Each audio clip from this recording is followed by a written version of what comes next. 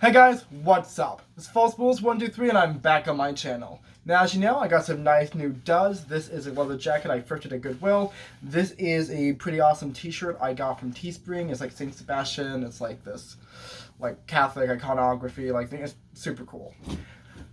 Basically, what we're going to be doing today is I've got two brand new bookshelves. All of my books are now on them, except for like maybe 5 or 6 that I'm going to like be reading. And so what I want to do is, because last night it was late, so I literally just threw all of my books on the bookshelf. They're not organized. I thought it'd be really fun to kind of like go through them, break it down by genre, see what I have read and what I haven't read, and kind of get more like back acquainted with my books again. I thought that might be nice. I haven't really touched my bookshelf since I came back to town, just because the way that I had bookshelves before, I had literally one bookshelf. It barely held any of my other books, and all my other books were in boxes. I counted them up sometime before this video, and I have around 290 plus or minus a few. And so obviously I have quite a few books. So I thought it would be really fun to like go through them, see like kind of like what my reading taste was before I started my booktube channel. You know, this is kind of like a cross section of the books I read before, like, you know, I started this channel, started getting into like, you know, newer books, started getting into like newer different genres, and so this is going to be really, really fun. You're probably not going to be seeing a lot of the actual books I read. This is really more of a genre breakdown. But I might show you a few special ones that mean a lot to me, because I do have a few books that I really love and I want to shout out. So, let's begin.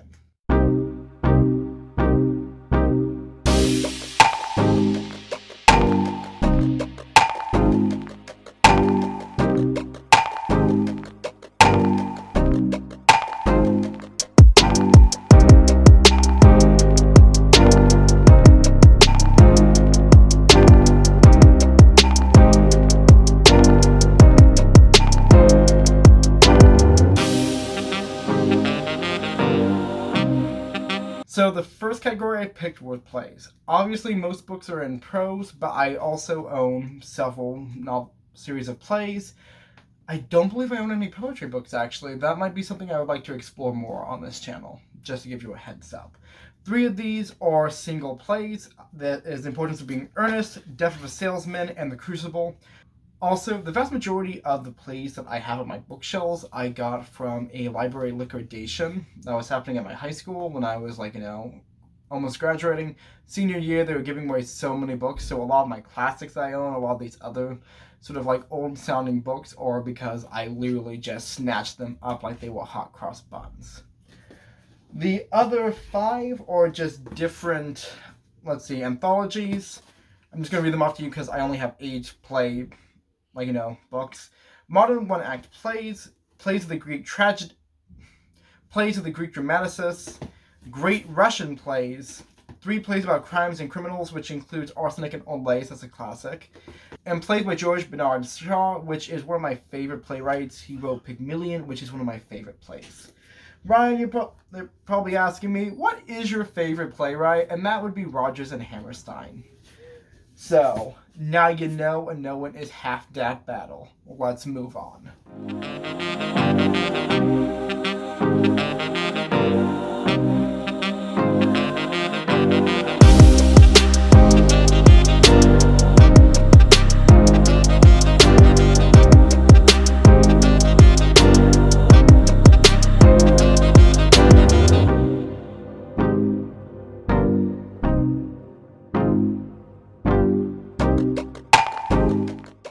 So, once again, I thought I had more short story collections, because I actually do love short story anthologies. They're probably one of my favorite types of books to read. That being said, I just don't own that as many as I thought. So, I only have 8 short story collections. I've only read one of them, and that is The October Country by Ray Bradbury. I read this last year, I believe, for the Summerween Readathon, which is a event that I still can't pronounce the name to, but what else is new? Since I have like so few, I'll just show you and read out the titles for you. Guide to Prosit and Short Stories. This is a famous French author who is known as the father of the short story. Real fun. Rip Van Winkle and Other Stories by Washington Irving. Ray Bradbury's The Illustrated Man. the short stories of Ernest Hemingway. Ray Bradbury's Dandelion Wine. Most of Ray Bradbury's books are either fix-up novels or short story collections, as was his primary mode of writing. Ray Bradbury's The Golden Apple of the Sun and The Strange Case of Dr. Jekyll and Mr. Hyde and Other Stories. I own a lot of classics, by the way. We'll get into that.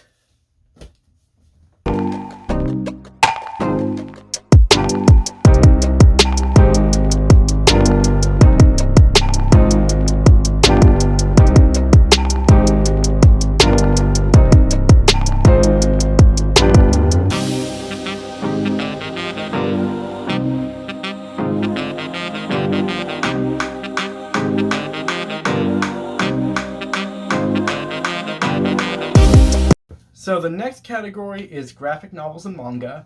I love graphic novels. I love manga. Probably one of my favorite genres to read. Someone's just like, yo, you want to read a graphic novel, but it's about sad shit? And I'm just like, damn, bitch, who do I look like? Scott McCloud? Yes, let's get it done. And so, unfortunately, I don't own that much manga. Mostly just because it's expensive as fuck, and I ain't got that money to be buying 50 different novels for one story when each one costs like $12 when I can just borrow it from the library. That's how I read the entirety of Inuyasha, and I'm still a little bit angry at Rumiko Takahashi for how she ended it. I'm just saying, let them kiss. I've been reading this for $15, and it's not just for the rom-com slapstick shenanigans and the eldritch horror set in feudal Japan. It's also for the damn ship, so why aren't I getting any fan service? Let's move on, fam. The 3 manga series that I own a copy of is Tsubasa Reservoir Chronicles by Clamp, one of my favorite manga series of all time. And then random novels from Ranma 1/2 and Inuyasha, which is by, like I mentioned, Rumiko Takahashi, who is probably one of my favorite mangakas. The last graphic novel I own is Volume 1 Orientation from Genikeri Court. I am an avid reader of webcomics. Genikeri Court is amazing and just a lot, and totally did not shape my childhood in any which way. It totally did. And this is the first book in the collection. Most webcomics publish online and then at some point will essentially bind and publish them in book format. The only webcomic I know that wasn't initially online and then went online and then published books concurrently was Girl Genius, whose first, I think, 3 or 4 books were published traditionally. Then they moved online and began publishing after the fact. Kind of the same way that TV shows will air that, episodes and then sell box sets, once it gains popularity. Webcomics do the same thing. So I would love to own hardbound webcomic, books like these, because I love webcomics, but this is the only one I actually own. I bought this at a, flea market at the library. Let's move on. I love all of these graphic novels, but we do not have time to discuss them.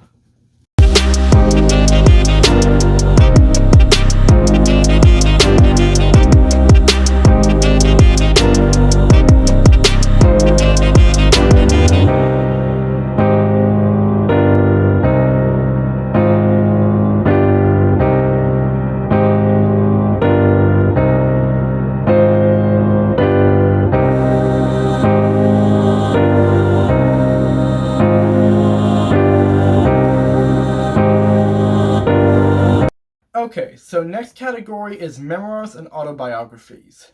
Normally, if I was doing a sort of genre breakdown, I would separate food writing memoirs from regular memoirs, but considering I'm not going to be showing you my food writing or cookbooks in this video, I just decided to lump them in. So, I have 8 books that you can categorize as autobiographical or as memoirs. I have read 3 of them. The 3 that I have read, I do want to shout out just because they are kind of in my top 100 favorite books that I've ever read. The first one is The Egg and I by Betty McDonald. If you don't know who that is, it's okay. She is a bit obscured by today's standards. Betty McDonald was an American writer in the late 40s and early, I believe, 50s, though she was still writing until, I think the 80s. Her first book was a memoir called The Egg and I, which she basically talks about her life living on a farm in northern Washington, or northern Oregon, one of the two. Some of the Pacific Northwest, specifically. The reason why it's important is that The Egg and I actually got made into a feature film by the same name, featuring Marjorie Main and Percy Kilbrin, which got turned into a series called the Ma and Pa Kettles series, which was this comedic film series about this sort of like redneck Oregonians who like live in the middle of nowhere. They have a bunch of kids and they just get into hijinks, and they were my favorite movie series growing up. The Egg and I is literally what the first movie was based off of, and it talks about essentially Betty McDonald's life, how she moved into like this chicken farm, how she began raising chickens, and just like her experiences on the coast. And it's probably one of my favorite memoirs of all time. This is one of the few books that I own multiple copies of. Pretty much it's just this and How to Disappear Forever Never Be Found is the only book I will ever buy if I see it, just because I love it so much. This is the type of book I give out to people as gifts. The next two are by one of my favorite, I guess, humorists, memoirists, whatever you want to call it, and that's Pat McManus. He passed away, unfortunately, so what we see is what we get. And that is A Fine and Present Misery and Real Ponies Don't Go Oink. They are both memoirs by Pat McManus. If you don't know who that is, I know I keep saying they're like, oh, you don't know my fave? Well, F you. No, Pat McManus was a columnist for Field and Stream who was known for his humorous writing style. After he retired from journalism, he began writing a bunch of essentially humorous memoirs where he talks about various different types of outdoorsing, specifically his enjoyment of bird watching, which was not shared by a lot of his friends. And so I just really loved his humorous style, how he wrote about things, and he's just one of my favorite authors in that sense. I have not read the variety of the other books. Here is just a little cross-section. Maybe this is a thumbnail, who knows? Tee-hee. One thing I would like to shout out from this collection, because I mentioned the other books on my channel probably, is 75 Years of Progress. 75 Years of Progress was written by Leonidas Lorenzo Greenewald. Oh, you don't know who that is? Well, excuse you. No, Leonidas Lorenzo Greenewald is my great-great-great-great-great-grandfather, I believe. Essentially, that part of my family lived in Hastings, Iowa in the 18th century. His children actually did some pretty interesting things around that time period. They were fairly well known in town. And 75 Years of Progress was essentially my great-great-great-great-great-grandfather's autobiography that talked about how much the world has changed in the 75 years he's been alive. So it's actually a really interesting look at going from a late 18th century town to the 1950s basically, and just all the things that he's witnessed and experienced. Obviously, as a memoir, it doesn't have much interest. It has interest to me because this is literally a genealogical resource about my family. So that's just a cool thing I own. It was a lot of fun tracking down this book.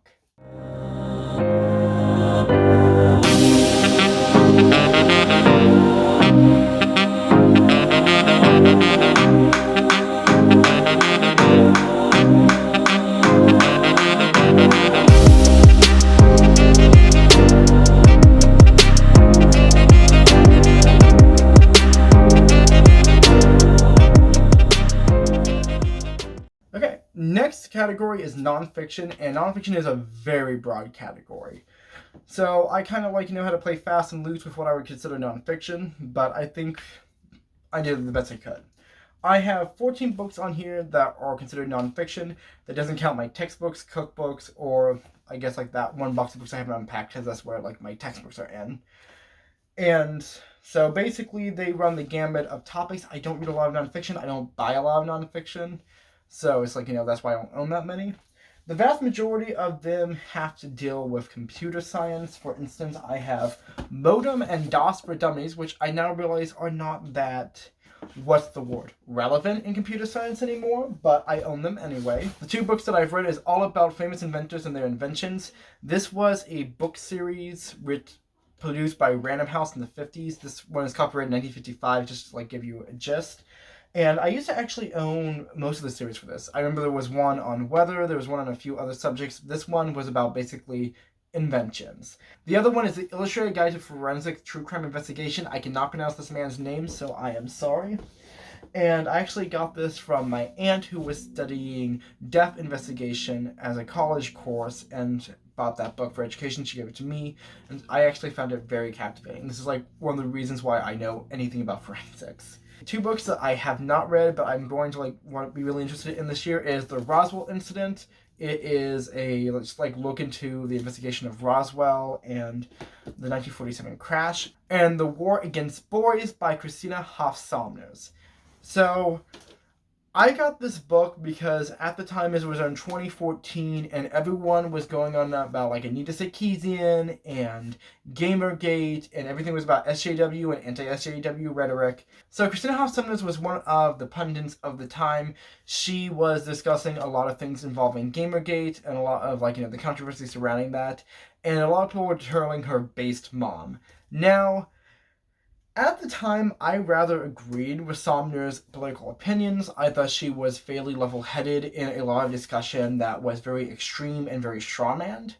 But at the same time, as I have grown, politically, as I have grown, I guess, intellectually, I've looked back at a lot of the things that she talked about, and I wonder how valid the claims are. For instance, a lot of my understanding of things like intersectionality were very flawed, and a lot of that came from the way that Christina Hoff Sommers talked about things. And also, I should mention, she has been a spokesperson for PragerU, which really makes me question her political, validity. Which sounds very, very rude, but PragerU is a propaganda machine, and I just don't know if I can really trust somebody who acts as a spokesperson for a literal propaganda machine. So this is going to be a very interesting book. By the way, the tagline is How Misguided Feminism is Harming Our Young Boys, which I think is going to be really interesting. One of the main arguments that she uses in this is how boys are treated differently from girls in the, educational system. They mentioned how they have more punitive actions placed against them, and when I am going to read it, I really like to know how she addresses things like intersectionality in it, because I feel, especially when we're talking about punitive effects in school, a mention of the school prison pipeline is very important to that discussion. But we're going to see how my views from 2014, edgy me, differ from 2020 edgy me, so fun. Other than that, most of the books I have on here are just reference books or something of the sort. Let's move on. I've been on this point too long.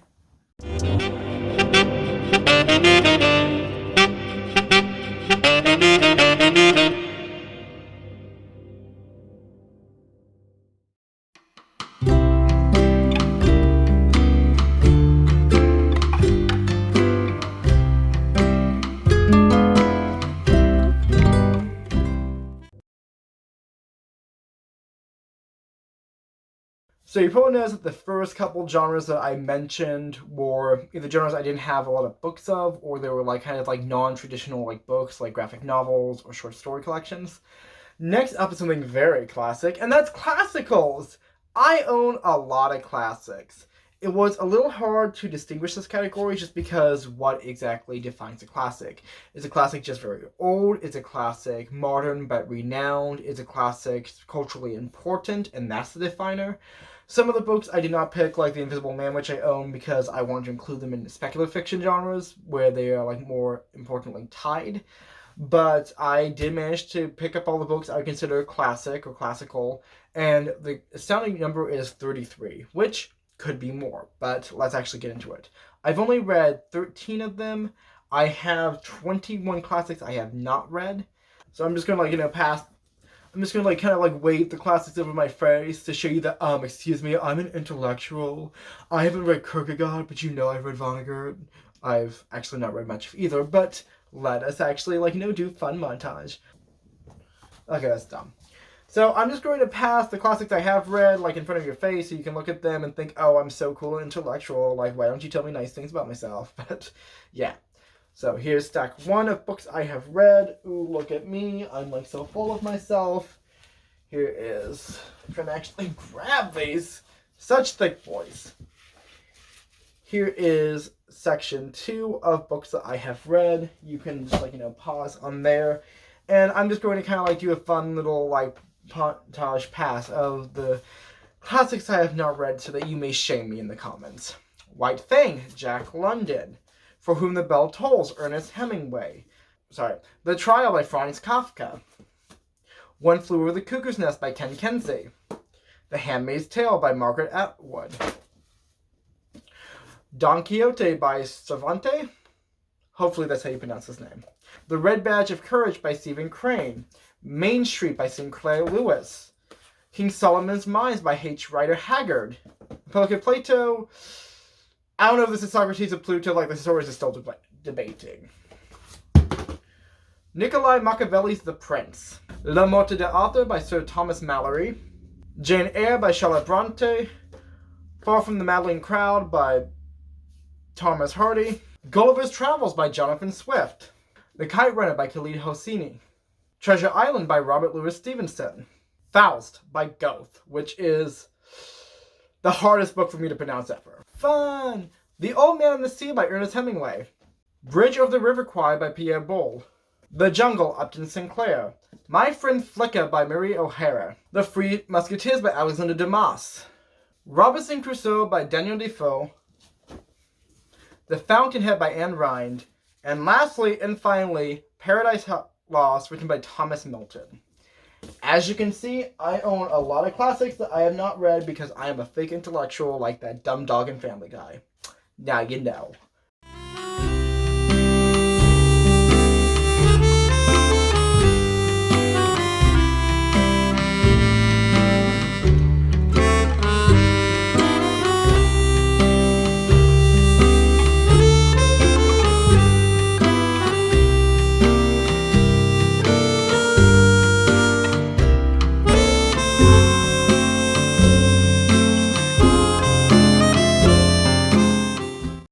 So, sci-fi is another big genre that I really love to read.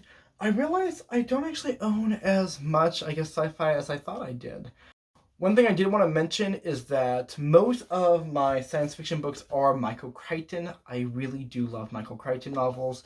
I own quite a few of them. They are he is one of my most favorite authors, so yeah. I own 17 sci-fi novels, and it is a little hard to delineate what classifies a sci-fi novel. Generally, I use the metric of sci-fi being something to deal with technology. And so this is why things like City of Ember are technically a sci-fi novel, even though it really isn't something that feels science fiction-y.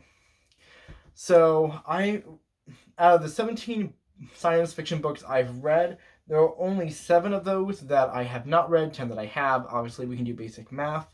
And that's pretty much it. I kind of want to keep these categories going because we have a lot more to discuss in this video.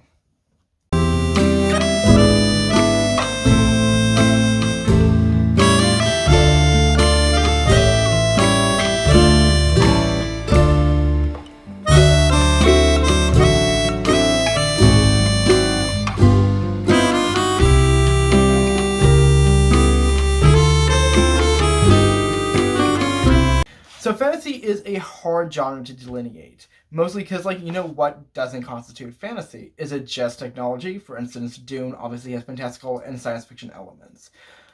For me, I classify fantasy as essentially any type of novel that deals with supernatural or fantastical, beings. So that can count things like ghosts, cryptids, monsters, but also, your classical high fantasy settings where you deal with dungeons and dragons and swords and knights and that type of thing. There's a lot of different subgenres of fantasy, and so it can be really difficult to decide what type of book is fantasy, is science fiction, or just speculative. For instance, Jumper by Stephen Gould. One of my favorite books, by the way. This is just a great novel. It deals with a man named Davy who finds out that he can teleport essentially through some sort of innate ability of his own. And so while you think something like teleportation or time travel would be distinctly science fiction-y, Davy doesn't use any type of technology to do it. It is an ability all on his own. It is fantastical.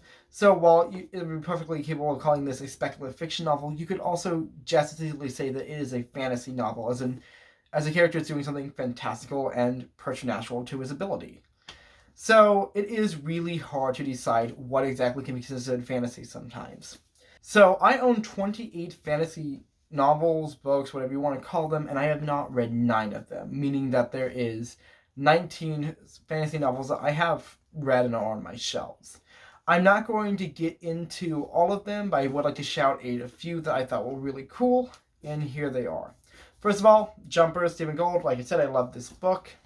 I also want to shout out Tooth and Claw by Michaela Thorne. Once again, this is a 2020 debut novel by a friend of mine. She's really amazing, and I can't wait to actually do a full-on review of this novel on the channel.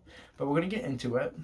And pretty much the only other book I have on this pile that isn't just a fantasy classic or a middle grade fantasy novel that I loved and was super popular as a child is So You Want to Be a Wizard. This is actually book 1 of a series, and I would love to read the rest of it. This is just very unique. Well, it's actually just a really interesting urban fantasy series that deals with kids doing magic. And so this was an intense book. I love this book. I'm definitely going to talk about this book more on this channel. But let's actually move on to another genre.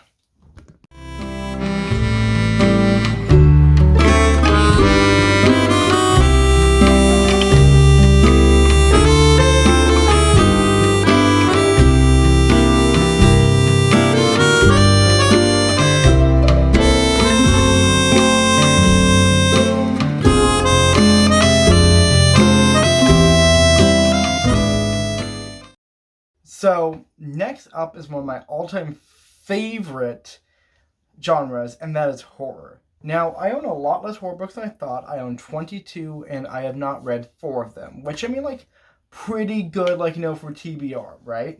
And I don't want to get into all of them just because this video is going to be, kind of long already, but I did want to shout out a couple books I thought were really awesome or I really want to read. Welcome to Night Vale, a novel by Joseph Fink and Jeffrey Craner. This is based off of a very popular podcast that I love because I grew up on Tumblr in the early 2000s. Next up is The Only Good Indians by Stephen Jones. You've probably heard of this book. You've definitely heard about this book on my channel. I love that book. That was we love to see it. Next up is The Dark Portal by Robin Jarvis. This is a lovely story about a group of sentient rats who go into the sewers to fight an eldritch god named Jupiter. Yeah, no, this book is super fucking dark, and it's all those fun stories about, talking rats. Well, this one is your edgy, goth version, and it is intense. It is like the Watership Down, but with rats, basically. Next up is everyone's favorite, I read this because I'm better than you, and that's House of Leaves. You can tell that I am only partially through it. What page am I on? 323. Wow, I need to finish this one of these days. It is an experience. And last up is probably one of the weirdest but coolest books that I've owned as a kid, and that was Skeleton Creek. What, Skeleton Creek, Ryan? I didn't grow up in the early 2000s where gimmicks were what sold children's books. Skeleton Creek is basically the first book I ever read that had unfiction elements in it. Basically, it is written in a journal style, which was really popular at the time. Think Diary of the Wimpy Kids. But it was a young adult horror story that involved a website you could go to, put in the codes, and watch short video segments that they were recording. Basically, it's what if people are just what if we made a fan fiction horror book series and used unfiction elements to tie in additional details? And I'm just damn bitch, if I found this book series now, I would be oh my goodness, where have you been all my life? As a kid, I'm just this is pretty cool, but I'm a scared bitch and I can barely watch any of these not that scary videos. It's this isn't even Marvel horror is scary right now.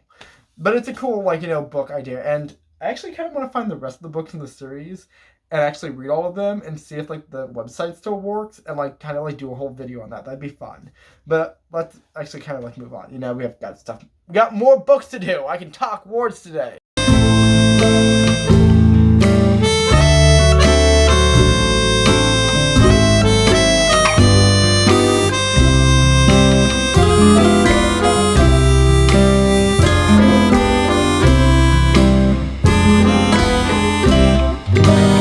Next up is the mystery and thrillers category. Mysteries are generally defined as books that have some sort of investigation or centralized mystery to it, usually a murder mystery, and those can actually go into a bunch of different genres like crime noir. Thrillers are books that are defined by a thrilling aspect. Usually they also involve crimes of some kind, like a kidnapping or other sort of event. They are closely tied. As genres, they are sort of closely, tied together, but there are just essentially the type of feeling or emotion they're trying to elicit is separate. I own 25 books I would classify as either mystery and thrillers, and I have not read 8 of them. Some of them for good reasons, since I own, give me a second, the original illustrated Sherlock Holmes, which contains, if I remember correctly, let's see, The Adventures of Sherlock Holmes, The Memoirs of Sherlock Holmes, The Hounds of Baskerville, and The Return of Sherlock Holmes.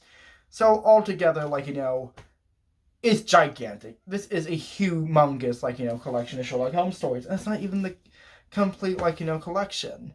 The 2 main authors I have on my shelves is Lillian Jackson Brunn, who wrote the Cat Who series. It's basically about an old is essentially about a middle-aged journalist who has 2 cats that help him solve mysteries somehow, and Agatha Christie, or the Dame of the Murder Mystery, who is literally probably the most prolific and famous mystery writer ever. I do love her stuff. I don't love all of her stuff. Besides that, I have a few here and there murder mysteries, a few here and there thrillers, and I will definitely be looking through a lot of these as the year goes by and reading the mysteries that I didn't quite enjoy from, my shelves.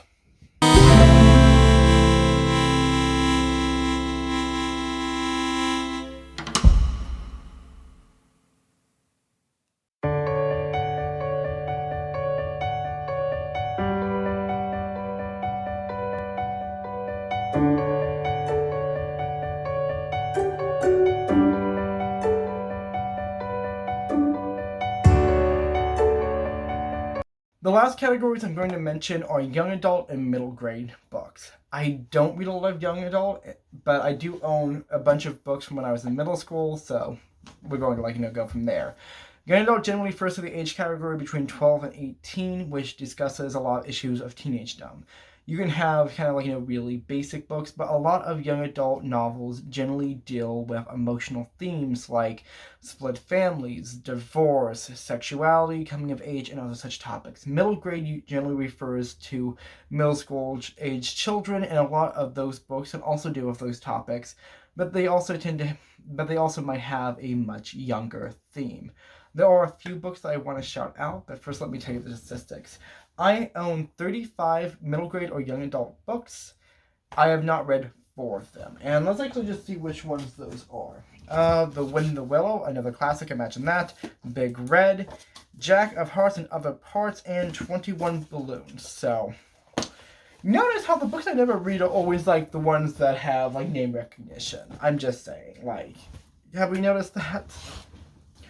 Besides my obsession with Roald Dahl, some books I want to shout out from this category is the works of Gordon Corman, of which I own way too many. The Mysterious Benedict Society, this entire series, and the prequel, I own all of them because I loved it as a kid. Dragon Wings, which is just a historical fiction story about a child's immigration to the United States and the xenophobia that they deal with in turn of the 20th century San Francisco. It's a fantastic story.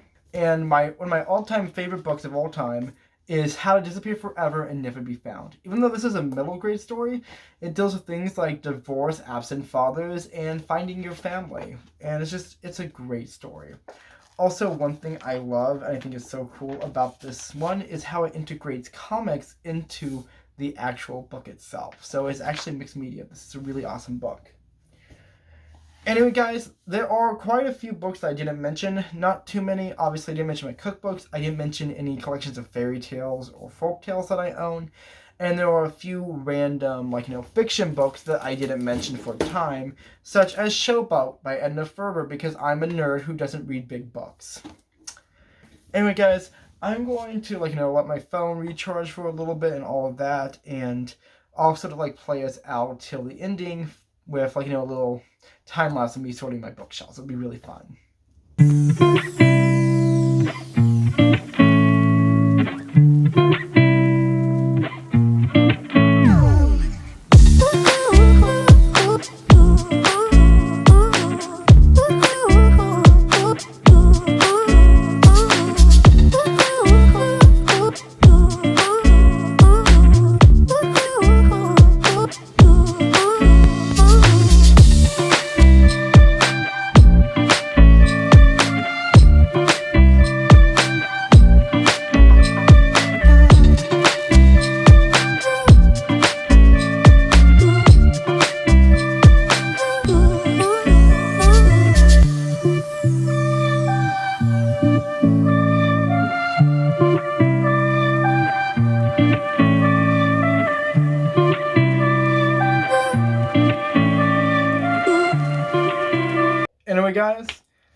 that is me completely redoing my bookshelves. I hope you enjoyed.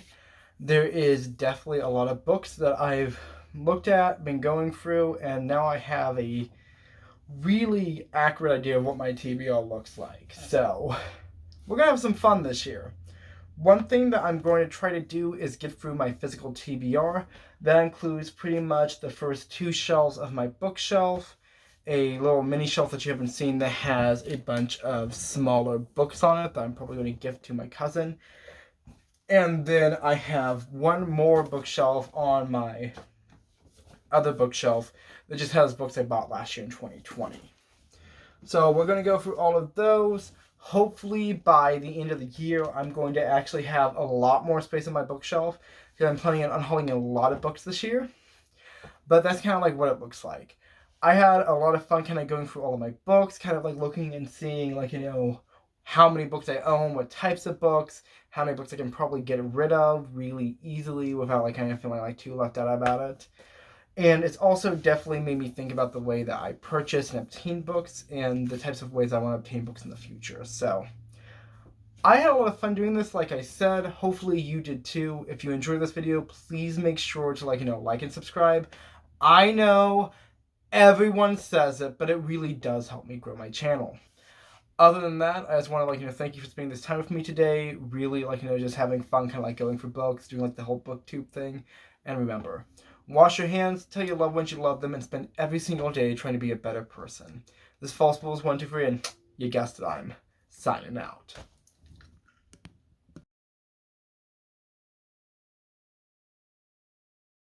Yay! This is a montage.